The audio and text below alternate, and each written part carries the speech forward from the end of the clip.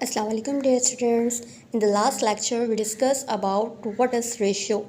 Today we discuss about what is proportion.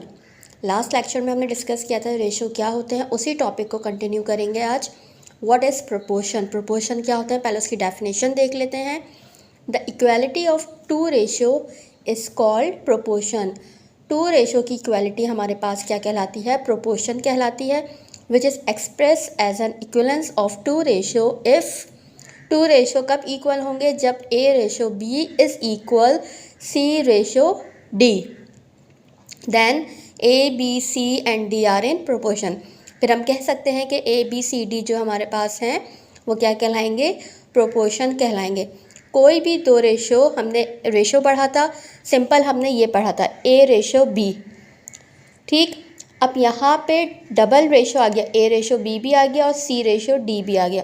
तो इन दोनों की इक्वालिटी जो कहलाएगी वो हमारे पास क्या कहलाएगी, प्रोपोर्शन. क्लियर है यहाँ तक. Where quantify A and D are called extreme. ये जो ए और डी जो है वो हमारे पास मिलके क्या बन जाएगा, एक्सट्रीम बन जाएगा. ए और डी किस तरह से, वही मैं आपको यहाँ सॉल्व करके बताऊँगी तो आपको समझ आ जाएगा. Where B and C are mean. B और सी हमारे पास क्या है, मीन है. यहाँ पे लिखा हुआ है टू रेशो की इक्वालिटी, तो इस इक्वेशन को मैं इस तरह से भी लिख सकती हूँ, A B is equal to C ratio D. Equal हो गए दोनों रेशो. और मैंने बताया था ए रेशो बी को हम इस फॉर्म में भी लिख सकते हैं. इसी तरह सी अपॉन डी को ही मैंने इस तरह लिख लिया. आप यहाँ पे करेंगे हम क्रॉस मल्टीप्लिकेशन. डी जो है ए के साथ जाके मल्टीप्लाई हो जाएगा, बी जो है सी के साथ जाके मल्टीप्लाई हो जाएगा. तो क्या हो जाएगा, A D is equals to B C. ये हमारे पास क्या आ गया, प्रोपोर्शन. इसका मतलब क्या होता है, product of extreme. Product of extreme किसके बराबर हो जाएगा हमारे पास, equal to product of mean. ये दोनों एक दूसरे के क्या हो जाएंगे, इक्वल. इसलिए यहाँ पे लिखा हुआ है कि ए और डी एक्सट्रीम है और बी और सी क्या है, मीन है. डेफिनेशन क्लियर हो गई तो एक एग्जांपल सॉल्व कर लेंगे ताकि एग्जांपल से और क्लियर हो जाए कि इसको प्रोपोर्शन को किस तरह से फाइंड करेंगे. सो डियर स्टूडेंट, एग्जांपल है हमारे पास, find the value of x. X की वैल्यू फाइंड करनी है और हमें कंडीशन क्या दी हुई है, 40:60 इज़ इक्वल्स टू 50:x. और यहाँ से हमें क्या फाइंड करना है, एक्स की वैल्यू. तो सबसे पहले स्टार्ट करेंगे, हमें पता है कि प्रोडक्ट ऑफ एक्सट्रीम किसके इक्वल होता है, प्रोडक्ट ऑफ मीन के. तो product of extreme is equals to product of mean.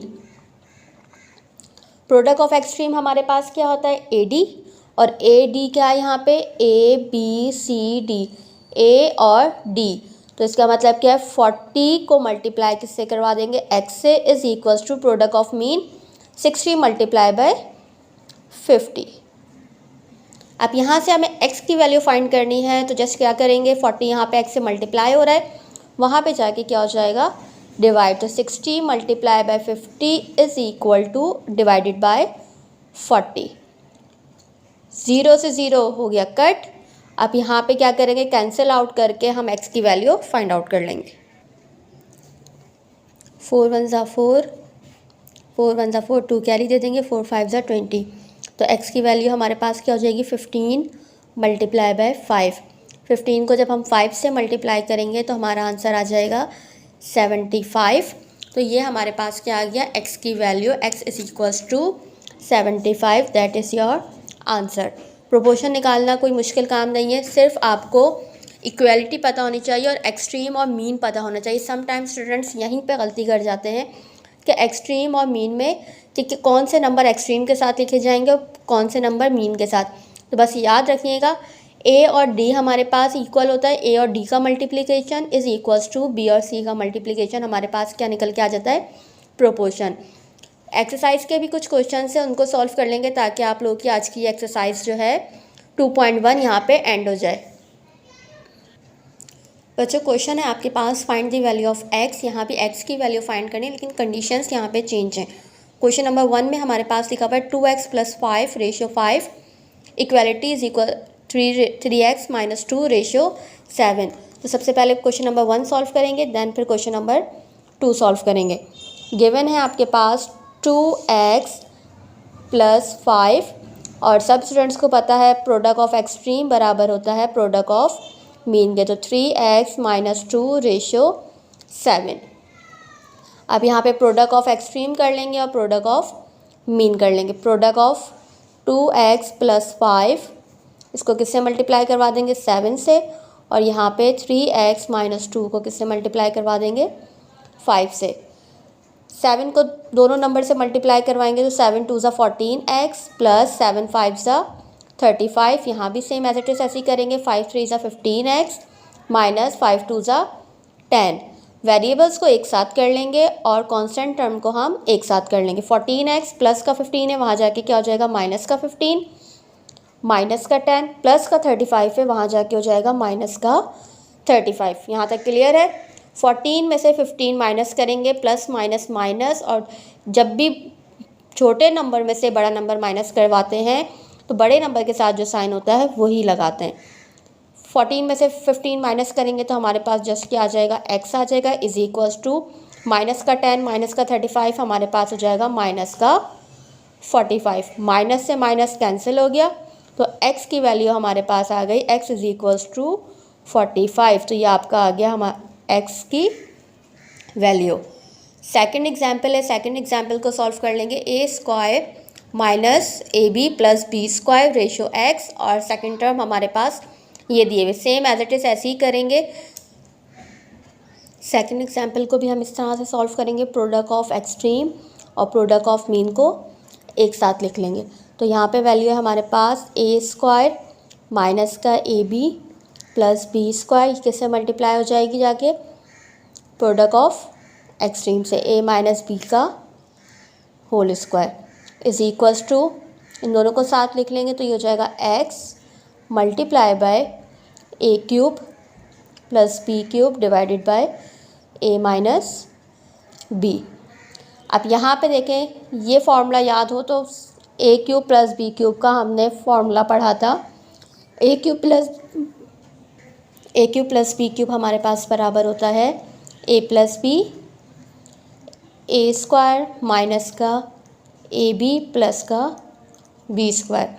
Just इस फॉर्मूले को हम यहाँ पे पुट कर देंगे तो हमारे पास इक्वेशन बन जाएगी ए स्क्वायर माइनस का ए बी प्लस का B square multiply by A plus B square, A plus B का whole square as it is ऐसे ही रहा, एक्स मल्टीप्लाई बाय यहाँ पे इस वैल्यू को पुट कर देंगे ए plus B A square minus का ए बी प्लस का बी स्क्वायर, और नीचे क्या लिखा हुआ है हमारे पास ए माइनस बी।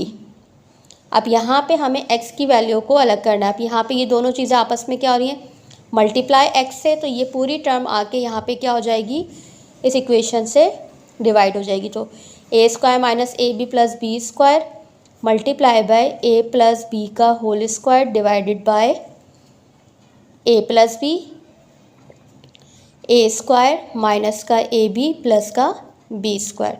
यहाँ तक क्लियर है। यहाँ पे हमारे पास क्या रह गया x और नीचे आ गया a माइनस बी।